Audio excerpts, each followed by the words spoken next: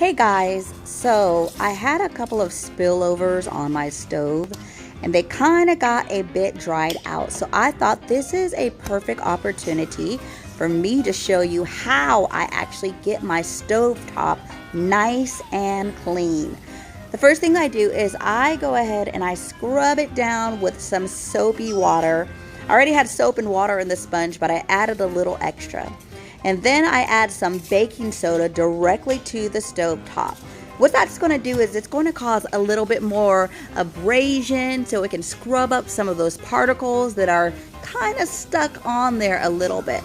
You're going to want to scrub like crazy, and don't just scrub the areas where there's spillover stains. Scrub everywhere because you want every part of your stove to be equally clean. You know what I'm saying?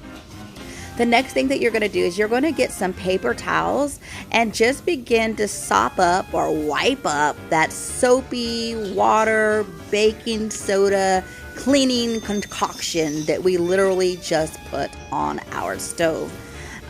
Mine gets so soaked that I have to use two separate bundles of paper towels to make sure that I can get all the liquid up.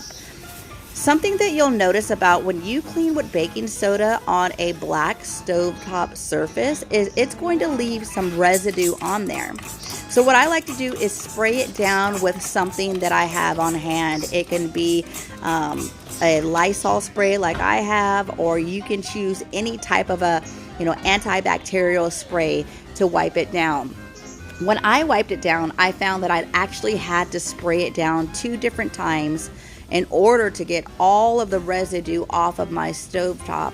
And I know it seems a little extra, but that little extra work helps you have a nice, shiny stove. The next thing that you want to remember is don't waste those towels. You can actually use those paper towels to wipe up the top part of your stove as well, because there's still a little bit of chemical, on there that can clean that area. And so now you just look at your beautiful stove after you've done it a couple of times.